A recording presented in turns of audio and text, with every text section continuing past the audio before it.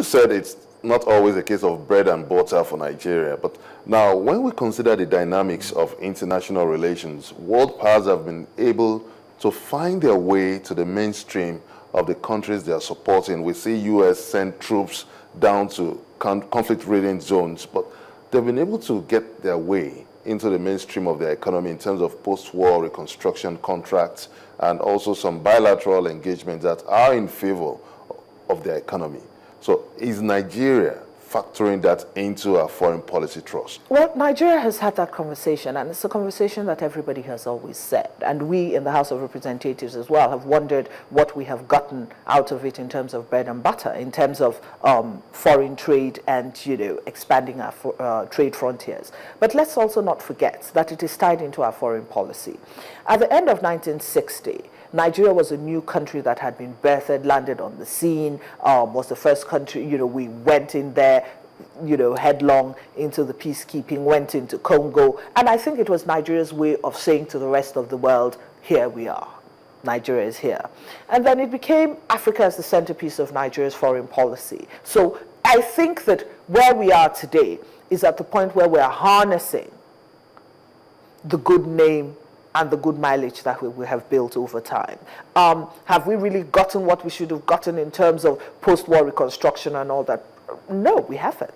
But I think that that is the reason why there's a new thrust, and that's the reason why we're properly positioned right now to probably go in and engage the countries that we have rescued in the past, as it were, and try to say to them, this is time for us to start to have this conversation about foreign direct investment, and I must say that it is paying off. Now, let's quickly look into the deployment of 1,200 troops to Mali.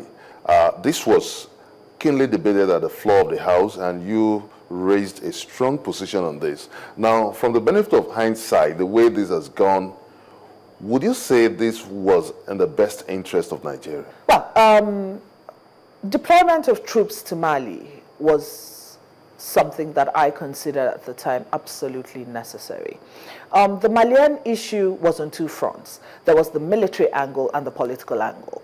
And we also realized that with the Arab Springs and everything that was going on in Mali, we realized that there were so many, with the fall of Libya, with the fall of the Gaddafi administration in Libya, there was a lot of arms that were flowed into Mali. That caused, of course, the instability in Mali.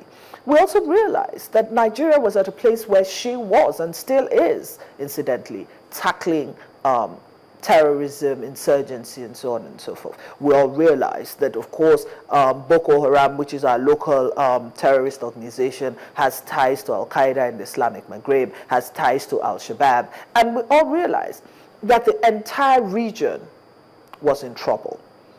Furthermore, we started to see that what was feeding, that our local Boko Haram was feeding off of these international organizations. And so Nigeria could not have an isolationist agenda, especially in the face of the expansionist agenda of these insurgents. And so I think, and I agreed, that Nigeria going into Mali to nip insurgency at the bud, which was what was feeding the Nigerian insurgents, was a brilliant idea. And of course, I don't know if you recall, but Nigeria actually, when we went into Mali, we actually identified some training grounds, Nigeria Boko Haram training grounds in Mali. And of course, those were the first places that we selfishly and for self-preservation we attacked. And I think it was a fantastic decision to have gone into Mali. So with hindsight, I mean, now of course Mali has had its elections, they've had their elections, they have a democratic government in place. Of course, everybody says that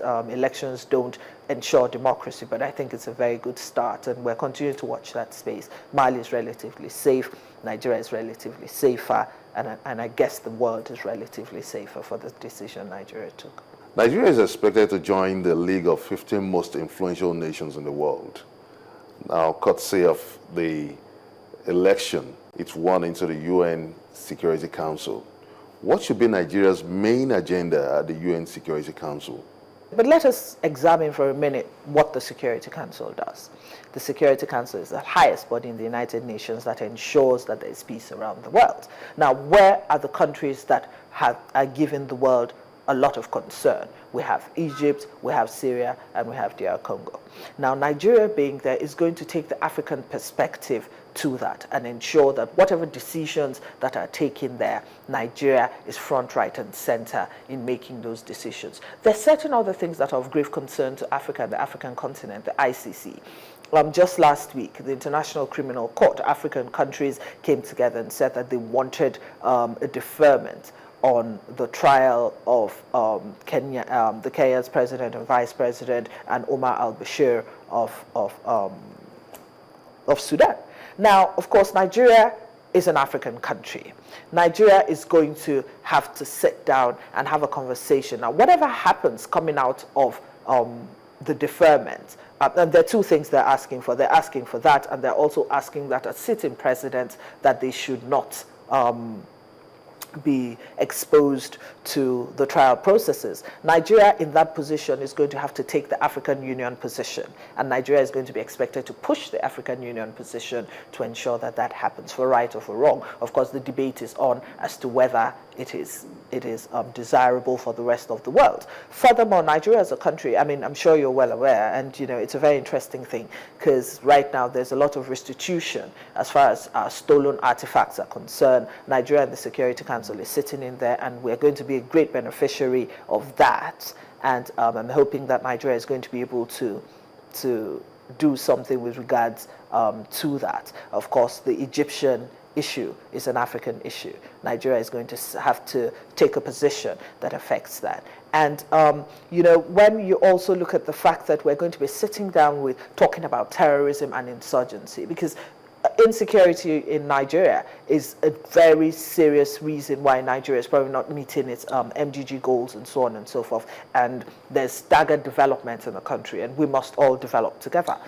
And I think that being close with integration and interaction on a world agenda to rid in the world of terrorism is something that Nigeria is going to have a very strong voice on. And of course, if that works there, then Nigerians are safer and more productive. Furthermore, of course, the Arms Trade Treaty is something that Nigeria is going to have to push the Nigerian position, and it's all about Nigeria remaining safer. So I think that when it also comes to taking a critical look at democratizing the Security Council, Nigeria, with its foot already in there, is going to be able to sit down and take a look at democratization of the United Nations Security Council. Nigeria's election into the UN Security Council was denounced by the United Nations Human Rights Watch due to the failure to curb insecurity in Nigeria.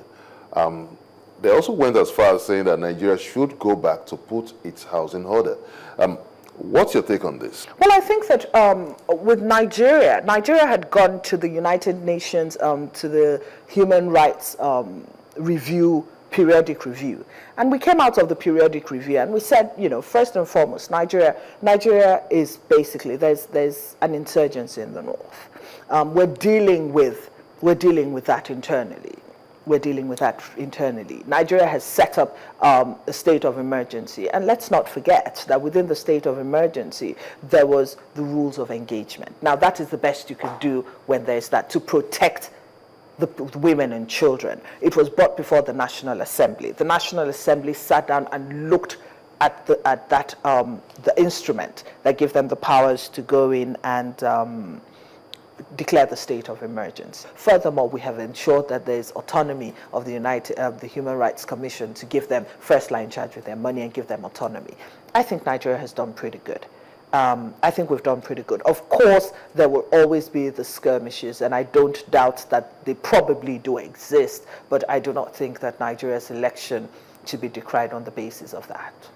Now, before we wrap up this interview, could you give us an insight into the workings of your committee and how it has been able to interface between itself, the National Assembly, and the Foreign Ministry, the parastatals, and Nigeria's foreign missions abroad?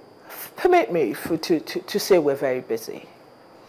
And I see you chuckle, because some people may not think so, but we are very busy. We have 102 missions around the world. We engage the Ministry of Foreign Affairs. Our duty as a legislature is to make laws for the good governance of the country, to oversight the laws that we make, policies and appropriations, and that is what we try to do. So in our missions, we engage, of course, our citizens outside of the country to ensure that, to find out, how they're engaging with regards to the visa processes, with regards to even the immigration aspect of the missions. And I recall that we also have engagements with the DAs, the defense attaches in those countries, to ensure, to find out the level of peace within the area, how it affects, and also to track Nigeria's investment flow and the engagement between people who are desirous of coming to Nigeria.